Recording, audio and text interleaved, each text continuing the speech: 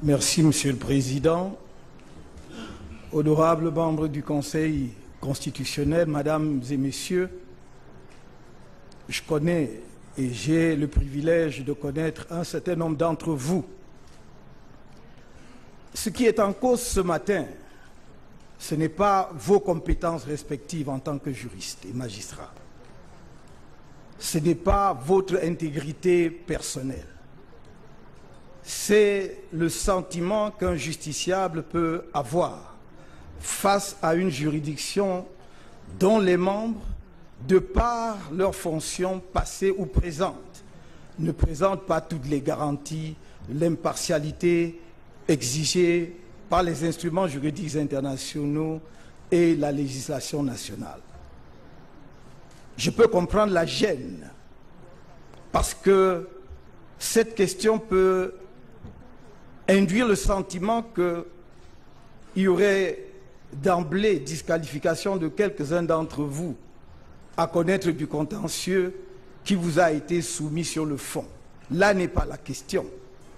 La question, c'est de savoir si, à la fin de ce contentieux électoral, les justiciables que nous sommes, à commencer par moi-même, mais également l'opinion nationale et éventuellement internationale, aura le sentiment que de hauts magistrats, d'honorables conseils à la Cour suprême, qui, pour diverses raisons, comme on l'a dit tout à l'heure, se sont retrouvés membres d'un parti politique dont un des candidats à l'élection est une émanation, peuvent, dans des conditions de sérénité, dans des conditions d'impartialité, rendre une décision qui ne souffre pas de suspicion légitime.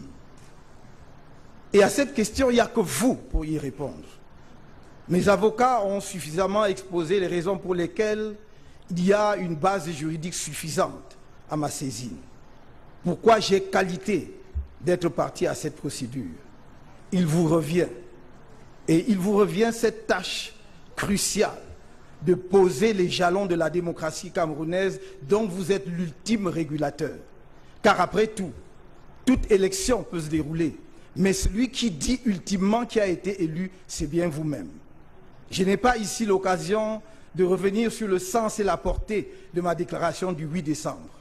Il me suffit de dire, Monsieur le Président, honorable membre du Conseil constitutionnel, que je n'ai nullement eu le sentiment d'avoir enfreint une seule fois la loi, ne serait-ce que parce que l'article 113 du Code électoral dit que les résultats des élections sont proclamés immédiatement à l'issue du décompte dans chaque bureau de vote. Chacun peut faire la sommation et indiquer les tendances. Mais tout le monde sait, à commencer par moi-même, que vous seul pouvez proclamer le vainqueur d'une élection. Si je ferme cette parenthèse, je voudrais revenir substantiellement au sens de notre démarche. Ce n'est pas une défiance vis-à-vis de la Cour ou du Conseil. Ce n'est même pas une défiance vis-à-vis des personnes interpellées. C'est simplement la soumission à votre auguste instance de faits, et rien que de faits. Et c'est à vous-même d'examiner ces faits et de savoir ce que vous voulez en faire. Comme on l'a dit tout à l'heure, nous aurions pu ne pas passer par cette phase de la procédure si ceux qui d'entre vous sont concernés par cette procédure de récusation avaient senti, éprouvé la nécessité d'un déport. Vous avez dit, Monsieur le Président, qui donc va recomposer le Conseil constitutionnel si d'aventure notre requête devant vous prospérait? La même personne qui vous nomme. Mais il se trouve d'ailleurs que la même personne, cette personne-là qui vous nomme, était candidate à l'élection qui vient d'avoir lieu, et on voit bien le caractère inextricable de notre système. Et si vous ne faites pas l'effort justement qui vous hisse, oh, pas à hauteur des dieux, on aurait voulu, mais quand même un tout petit peu en dessous d'eux, pour dire ici et maintenant ce qui va être la fondation de la démocratie camerounaise dans ses bases juridiques essentielles, en disant, dans ce cas-ci, bien que le président de la République qui nous nomme soit candidats à cette élection présidentielle, nous avons le devoir de contribuer à la stabilité et la paix dans notre pays en rendant la bonne décision dans cette affaire. Ce n'est pas simplement une question de compétence. La base est là. Quand on dit que vous avez la compétence de la compétence, vous avez la compétence de votre propre compétence. Non seulement pour connaître de l'affaire, mais également pour vous prononcer sur toutes les questions qui sont soumises devant vous. Parce que vous êtes la seule juridiction camerounaise qui statue une fois pour toutes. Vos décisions sont sans recours. La Cour suprême est une instance ultime. Après une longue procédure qui part des tribunaux d'instance en passant par la Cour d'appel, vous jugez une fois pour toutes.